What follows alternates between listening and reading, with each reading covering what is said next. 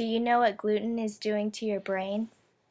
Gluten has affected my life. Gluten has affected our lives. Gluten has definitely affected my life, and giving up gluten has affected my life for the better.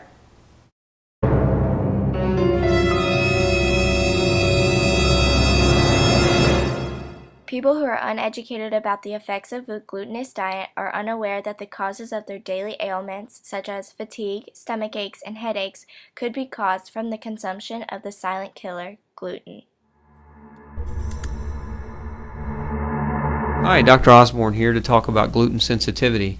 The first question that we ask is, what is gluten? Gluten is a mixture of protein found in grain, and really two key words in this phrase here, and that is all grain, not just some grain, not just select grains, but gluten is found in all grain. Just as Dr. Perlmutter explained in his book Grain Brain, the fate of your brain is not in your genes, it is inevitable. And if you're someone who suffers from another type of brain disorder, such as chronic headaches, depression, epilepsy, or extreme moodiness, the culprit may not be encoded in your DNA. It is in the food you eat.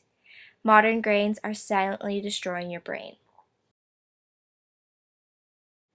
Why is stopping the consumption of gluten so hard? You can only imagine that when I'm in my clinic dealing with patients and I tell them, you've really got to stop eating bread, you've got to stop eating gluten-containing foods. And oftentimes people just can't make that happen. They say, I tried it for a few days and it was almost like I was in drug withdrawal. And in fact, that's what's going on. There are chemicals in bread, there are chemicals in gluten-containing foods, in wheat, that actually stimulate the same parts of the brain that are responsive to morphine.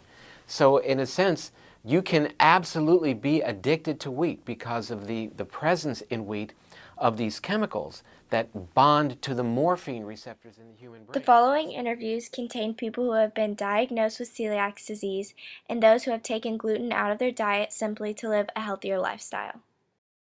When were you diagnosed with celiac?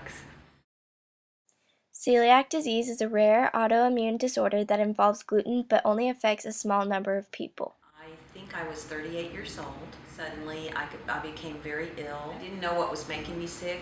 I lost 18 pounds in 6 weeks and I was trying to eat everything I could. And one of the problems was at that time, use the pyramid to know what the healthy things to eat is.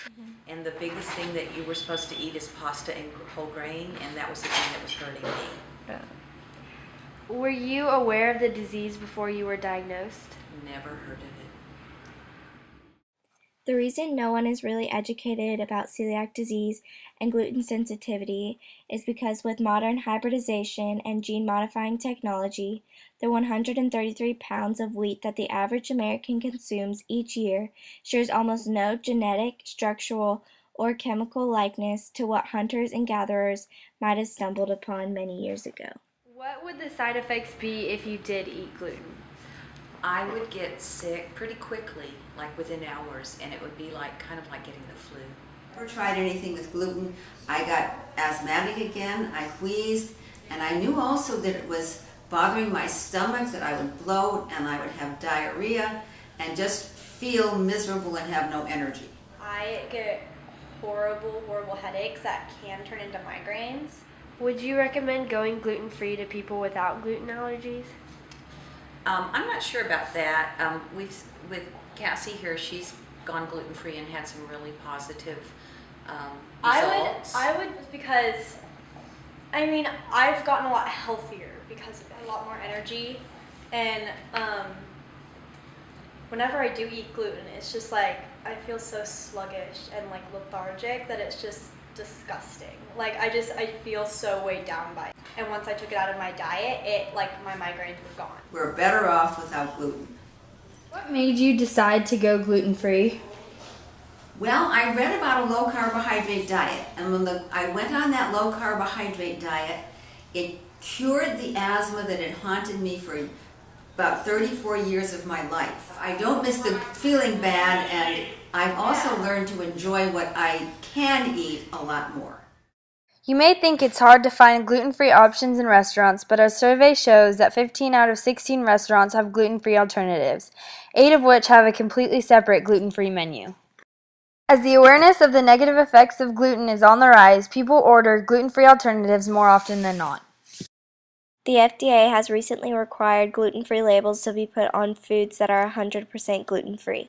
How could you describe the overall effect of going gluten-free on your health and your life? Well, I went from being a very sickly child and an adult who had about 5 episodes of asthmatic bronchitis a year to being a very healthy person. I went from those 5 episodes of asthmatic bronchitis a year to none. I was able to have a job, to do a lot more traveling, to do more things in my community. I just felt better. I've been incredibly grateful. Giving up gluten was really hard for me. I craved literally everything that was unhealthy and that had gluten in it.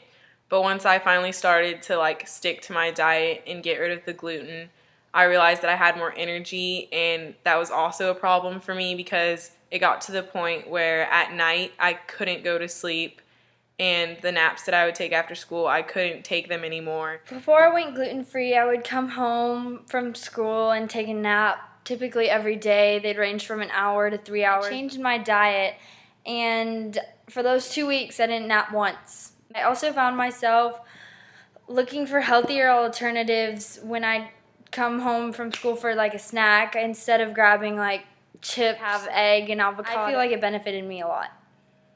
For the 2 weeks that I was gluten-free, I had a lot more energy and I was just feeling better. Now that I'm eating gluten again, whenever I eat too much of it, I get horrible stomach aches that I didn't used to get before going off of it, and it's made me realize how bad gluten really is for me. The massive amounts of carbs we eat today are fueling a silent firestorm in our bodies and brains. In order to rejuvenate our bodies and brains, one must remove gluten from his or her diet, whether that be completely or in small proportion.